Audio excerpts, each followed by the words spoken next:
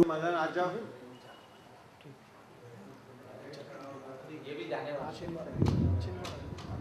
एक थोड़ा जोश आ जाने दीजिए, उसके बाद गाना ही बोलना है भाई।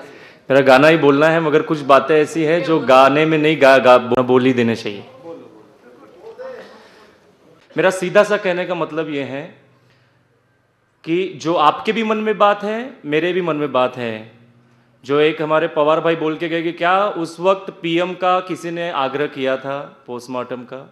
जैसे राजू भाई के जैसे लोग चढ़ते जाएंगे बलि पर, और फिर हम लोग सोचेंगे कि अब उनको पॉइजन दिया गया था, किसी पार्टी ने मारा या किसी मल्टीनेशनल ने मारा या किया। इसका पहले पर्दाफाश हो जाए। जिंदगी में एक एक कमी रह जाएंगी कि पोस्टमार्टम क्यों नहीं किया गया। ये मेरे दिमाग में मरते दम तक प्रश्न रहेगा, और मुझे लगता है कि आप सबके भी रहेगा। जिसको ये लगता है वो हाथ ऊपर करके बताए कि किसको लगता है कि पोस्टमार्टम होना चाहिए था। और ऐसे 50 लोगों की साइन हम लोगों ने उस रात को भी करवा कर उनको भेजा गया था, जो उनके एग्जीक्यूटिव बॉडीज है। हम लोगों ने मैसेज किए थे, सवेरे हम लोग 1.5 घंटा उन लोगों से मिले। मैंने खुद 1.5 घंटा स्वामी जी से बात की थी कि पोस्टमार्टम करवा दी जाए, तो ये सारा पर्दाफाश हो जाए। नेचुरल मौत है, इस बात का बहाना कर कर उनका पोस्टमार्टम नहीं किया गया। अगर पोस्टमार्टम हो जाता, शायद कुछ पोस्टमार्टम निकलती तो शायद स्वाभिमान बंद हो जाता। इस डर से नहीं किया। स्वाभाविक मौत नहीं है, और मैं जिंदगी भर ये कहता रहूंगा। हर उस व्यक्ति से कहूंगा जो इस चीज को मानता हो या न मानता हो, इस चीज से जुड़ा हो या न जुड़ा हो।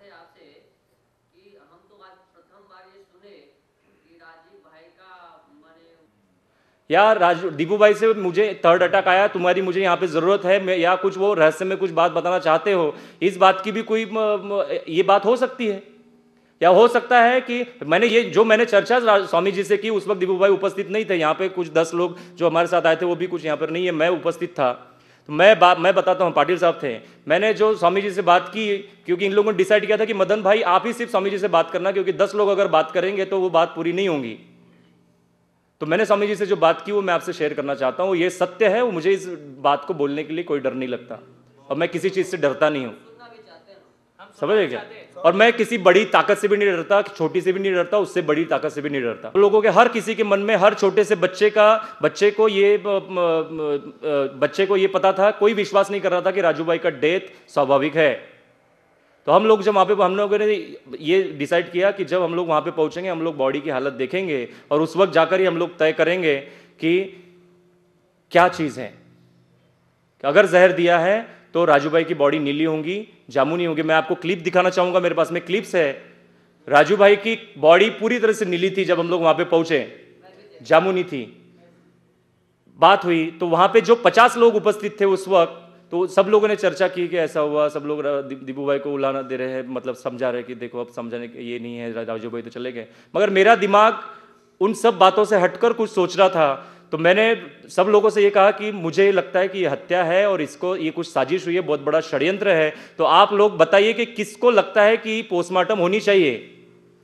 तो वहां आपने जैसे अभी हाथ ऊपर किया ना, वहां पे सब लोगों ने हाथ ऊपर किए। और एक हमारे पास में कोई डॉक्टर थे, उन्होंने कहा कि हमारे पास में हम लोग अभी क्या कर सकते हैं। उस वक्त रात के 11 बज रहे थे रात के, तो हम लोग अभी तो स्वामी जी से नहीं मिल सकते कि इनकी पोस्टमार्टम होनी चाहिए। तो हम लोगों ने उनके एग्जीक्यूटिव बॉडीज के नंबर्स लिए और उन सबको अपने अपने नाम से मैसेज किया कि पूजनीय स्वामी जी, हम सब लोग जो आपको मैसेज कर रहे हैं, हम चाहते हैं कि हमारे शंका समाधान के लिए और देश के शंका समाधान के लिए हम आपके सब इसका पोस्टमार्टम हो जाए और सारा खुलासा हो जाए, ये हम लोग चाहते हैं, और ये देश के हित में है। नहीं तो आपके ऊपर भी कल उंगलियां उठेंगी। ये मैसेज सब लोगों ने सेंड किए, 50 लोगों ने रात को। और हम लोगों ने एक लेटर बनाया कि उसके ऊपर भी यही मैटर लिखा कि पूजनीय स्वामी जी, हम चाहते हैं कि पोस्टमार्टम हो जाए देश के लिए। ये देश की धरोहर थे राजू भाई, और उनके साथ में ऐसा हो सकता है कि स्वाभिमान के डर से कोई पार्टियों ने उनको मारा होगा, जो हमारे आंदोलन के कुछ लोग विरोध में चले गए थे उन्होंने मारा होगा, या आंदोलन के प्लस पार्टियों ने मारा होगा, ऐसा भी हो सकता है। और अगर स्वाभाविक मौत है तो हम उस पोस्टमार्टम का स्वागत करेंगे, अगर नहीं है तो ये सारी चीज खुलासा हो जाएंगी। ये रहस्य शास्त्री जी के जैसा उनके साथ जैसे चला गया ताशकंद के वक्त में, राजू जी का भी ये पूरा रहस्य बन के ना रहे। ऐसा करके हम लोगों ने एक मैटर लिखा और 50 लोगों की साइन लेकर हम लोग दूसरे दिन सुबह 1 तारीख की सुबह को हम लोग पहुंचे स्वामी जी के पास में। और 5:30 बजे जब पहुंचे तो किसी सिक्योरिटी ने हम लोगों को मिलने नहीं दिया। तो हम लोगों ने कहा कि मैंने कहा कि ये लेटर हम लोग स्वामी जी को देना चाहते हैं। ये वास्तविकता मैं बता रहा हूँ, इसमें कोई छुपाने वाली बात नहीं है। मैंने वो लेटर जो है उस सिक्योरिटी को दिया और मैंने कहा कि देखो मेरे पास इसकी जेरॉक्स तो नहीं, मैं आपके ऊपर विश्वास रख के ये आपको देता हूँ कि ये 50 लोगों ने स्वामी जी के पास में लेटर दिया है।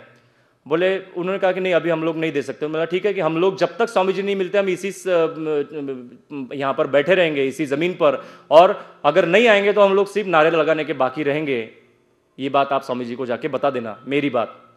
तो वो पहुंचा और उनकी कुछ एग्जीक्यूटिव मेंबर्स ने कुछ डिसाइड किया और हम लोगों को 7:30 बजे ऊपर बुलाया और हम लोगों ने जो बात की उन लोगों से, मतलब स्वामी जी से जो बात की, तो स्वामी जी ने कहा कि देखो मदन, मैंने अपने सारे पॉइंट्स रखे कि ये हत्या हो सकती है, ये षड्यंत्र हो सकता है और ये इसमें आपके ही साथी हो सकते हैं, क्योंकि आपने स्वाभिमान के इतने बड़े इसको उनके हाथ में दे दिया था, सचिव बना दिया था, तो आपके ही कुछ साथियों को इससे जेलसी हो सकती है कि हम मुझे नहीं बनाया, मैं 12 साल से आपके साथ में हूं, मैं बचपन से आपके साथ काम कर रहा हूं, आपने मुझे सचिव नहीं बनाया भारत स्वाभिमान का।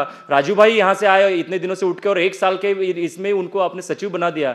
और दूसरी बात थी हमारे साथी मार सकते, इसके लिए तो ये मैंने सारी बात उनके सामने रखी, तो उन्होंने कहा कि नहीं, मैंने खुद उनको, जैसे आज आपने स्पीच में सुना कि मैंने खुद एंजियोप्लास्टी क्या होता है वो, उसके लिए हम लोगों ने राजू भाई को समझाया था कि एलोपैथी ले लीजिए, और राजू भाई बार बार मास्क निकाल रहे थे, वो मना कर रहे थे कि मैं एलोपैथी नहीं। हो सकता है कि उस वक्त आप जबरदस्ती से दूसरी चीज दे रहे हो और राजू भाई मना कर रहे हो। जानकारी भी है, राजू भाई को जानकारी थी कि मुझे ये चीज नहीं हुई है, मैं मना कर रहा हूं, फिर भी आप मुझे जबरदस्ती, इसलिए मैं मास्क निकाल के फेंक रहा हूं, ये भी बात हो सकती है। दूसरी बात ये हो सकती है कि आपने एक हॉस्पिटल से निकाल के दूसरे हॉस्पिटल में डाला, क्यों?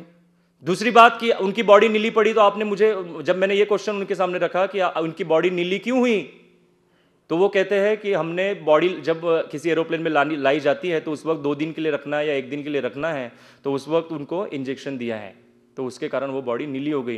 तो मैंने उनके सामने एक प्रश्न रखा कि क्या मैं भी साइंस का स्टूडेंट हूँ, तो क्या बॉडी जब कोई व्यक्ति गुजर जाता है, मर जाता है, उसका ब्लड फ्लो नहीं होता है बॉडी में, तो वो इंजेक्शन ने कैसा, उसकी मेडिसिन कैसे गई? तो उन्होंने कहा कि हम लोगों ने पंपिंग किया। पंपिंग अगर कितनी भी ताकत से अगर किया जाए ना, तो भी वो पूरे वेन्स में नहीं जाता। और अगर आपने ये किया है तो आप इस पीएम का विरोध क्यों कर रहे हैं?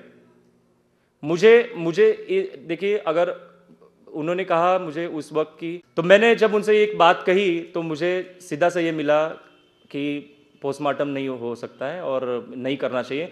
फिर जो है मुझे अपने निरंजन भाई जी भी आया कि मदन भाई आप समझ जाइए, आप इस चीज का विरोध मत कीजिए, स्वामी जी ने जो निर्णय लिया है वो बहुत सोचकर लिया है। मुझे नहीं पता था कि वो किस सोच से लिया गया है, पोस्टमार्टम को नहीं होने दिया, तो ये बात को मैं नहीं मानता। और इस बात को मैंने उनका विरोध किया, हम सारे 10 लोगों ने विरोध किया, और हम लोगों ने आखिरी तक उनसे कहा कि स्वामी जी, मैंने आखिरी में जाते वक्त भी उनसे कहा कि मैं स्वामी जी मैं आपसे इससे ये नहीं हूँ, सहमत नहीं हूँ, मुझे पोस्टमार्टम चाहिए ही चाहिए। एक फेज से दूसरे फेज तक जब तक जाने के लिए 20 मिनट लगते हैं पैदल, हमको क्रॉस करके कार में बैठकर स्वामी जी चले गए, और वहाँ पे जाकर वो अनाउंस कर रहे कि मुंबई से आए हुए साथी कहाँ हैं जो बोलते हैं, तो उनको पता था कि हम लोग जो है 20 मिनट में फेज 1 तक नहीं पहुँच सकते। और उस वक्त जो है जल्दी जल्दी नहलाकर राजू भाई की बॉडी ले जाई गई और वो जला दी गई, चिता पे रख दी गई। मैं संजय भाई परदेसी से भी मैंने कहा, उस वक्त उनकी गाड़ी में मैं था, उनसे मैंने कहा कि अभी भी वक्त है कि चिता पे रखने से पहले भी बॉडी को उठाइए, परिवार का एक सदस्य सिर्फ मुझे बोलने दीजिए संजय भाई प्लीज, एक फैमिली का सदस्य मुझे दे दीजिए, आज मैं पोस्टमार्टम कर लूंगा। और आज अगर पोस्टमार्टम नहीं हुई तो भूल जाइए कि जिंदगी में कभी भी हम लोग जिस तरह से शास्त्री जी का हुआ वो पोस्टमार्टम नहीं हुई थी, उसी तरह से ये रहस्य बन जाएगा।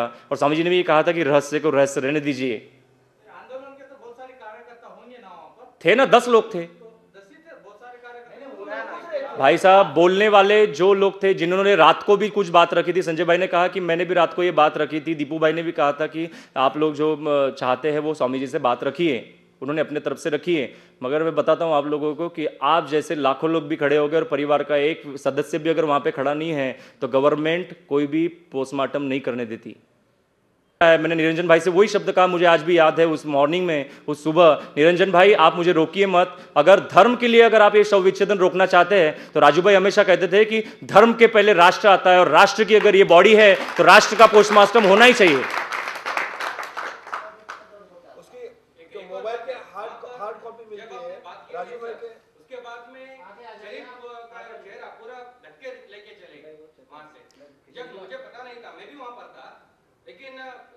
भाई साहब 3:30 बजे जब मैं पहुंचा तो वहाँ खुला था। जब 7 बजे वहाँ पर पहुंचा तो पूरा कपड़े से उसको बंद कर दिया था उन्होंने। नहीं, मुझे देखिए, पहले क्या हुआ क्या नहीं हुआ उससे मुझे कुछ लेना देना नहीं था। जब मैं रात को 10 बजे पहुंचा, मैंने जब देखा कि मेरे भाई की बॉडी नीली और जामुनी क्यों पड़ी है, तो मेरे मन में सर मेरा खराब हो गया और मैंने कहा कि मुझे अब जो करना चाहिए वो मैं करूंगा। तो मैंने लोगों से बात की और मैं अकेला नहीं था, मेरे साथ में 50 लोग थे कि जो मुझे सपोर्ट कर रहे थे, जिन्होंने लेटर लिखकर अपनी साइन लेकर ये कि जब आपको आपके एग्जीक्यूटिव मेंबर्स को आपको ये पहुंचाया जाता है कि मैसेज दिए जाते हैं, आपको लेटर में भी दिया जाता है कि पोस्टमार्टम होनी चाहिए और सारा देश आपके ऊपर उंगली उठाएगा कि पोस्टमार्टम क्यों नहीं कर रहे हो। और आज से ये कई और ये पूरे देश में ये बात है कि शायद हो सकता है कि रामदेव बाबा ने ही या उनके ही किसी व्यक्ति ने इनको ये किया हो, उनके संस्था की कुछ बातें पता चल गई हो, राजू भाई को कुछ ऐसे गहन राज पता चल गए हो जो वो आने नहीं देना चाहते हो, ऐसी भी बात हो सकती है। ये सारे इतने सारे क्वेश्चन से मैं बता रहा हूं कि फ्रीडम प्रोटेक्ट द फ्रीडम एक साइट एक भाई राजपुरा के उन्होंने शुरू की थी, उसके बाद 6 दिन में 450 रिप्लाईज आए हैं। वो आप उसके डेटाज है वो आप खोल के उसमें जरूर पढ़िएगा। यूके से लेके तो दुबई से लेके सारे लोगों ने उसमें लिखा है कि कितना भी पैसा लगे राजू भाई का पोस्टमार्टम होना चाहिए था, राजू भाई के इस बात का खुलासा होना ही चाहिए। और ये पब्लिक इशू जो मैं अभी मैं जो पब्लिक में बोल रहा हूं, मुझे शायद लगा कि पब्लिक में नहीं बोलना चाहिए था ये चीज़ को, मगर मुझे लगा कि ये सारे मैं उस चीज़ को मैं मन में नहीं रखना कि मैं बहुत खुला किस्म का आदमी हूँ। और मतलब कितने भी लोग मुझे बोले कि यार इस बात को पब्लिकली ना हो और वो शायद वो बातें छुप जाएंगी, वो बातें छुप गई है, समझ गया। कितने भी हम लोग खोजने की, अभी हमारे पास में क्या है, हड्डियाँ,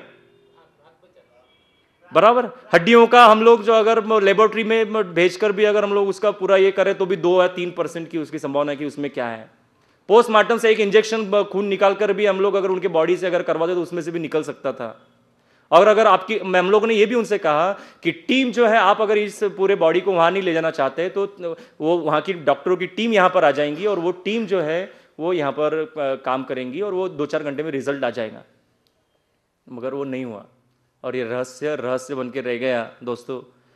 और वो मेरे मन में भी रह गया, आपके मन में भी रह गया, हर देश के उस बच्चे के मन में रह गया कि रहस्य क्या था। सिर्फ एक ही बात मुझे लगती है कि जो सिर्फ एक स्टोरी, मुझे तो ये सारी वो डॉक्टरों की रिपोर्ट्स भी जो है, आपके पास रिपोर्ट्स हैं संजय भाई? तो मतलब कि जो रिपोर्ट्स है, रिपोर्ट्स बनाई जा सकती है दोस्तों, डॉक्टर मैनेज किए जा सकते हैं। पोस्टमार्टम अगर हो जाती तो शायद उसमें से कुछ निकलता, बस उतना ही हमारे पास में कुछ था जो राजू। और मैं 150% 200% ये बताता हूं कि राजू भाई की ये स्वाभाविक मौत नहीं है।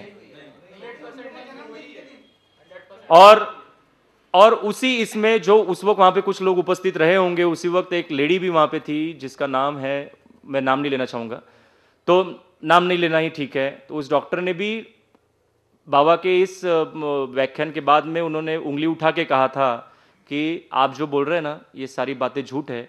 वो वहाँ पे डॉक्टर रह चुकी है 1.5 साल तक। उस लेडी ने कहा था कि राजू भाई के ये संदेहास्पद है और राजू भाई के पीछे क्या क्या हो रहा था ये मुझे पता है। उस लेडी को पता था, राजू भाई ने कुछ बातें उससे शेयर की थी और राजू भाई को शायद ऐसे भी कुछ बड़े बड़े बातें पता चली हो कि जो जिससे वो ना ये हुआ हो सकता है कि हमारे ही आज़ादी बचाओ आंदोलन के कुछ कार्यकर्ता प्लस पार्टियां मिल गई हो और वो उन्होंने भी ये काम किया हो। क्योंकि ये सपने में भी आप मत सोचिएगा कभी भी कि राजू भाई को हार्ट अटैक की शिकायत से ही राजू भाई गए हैं।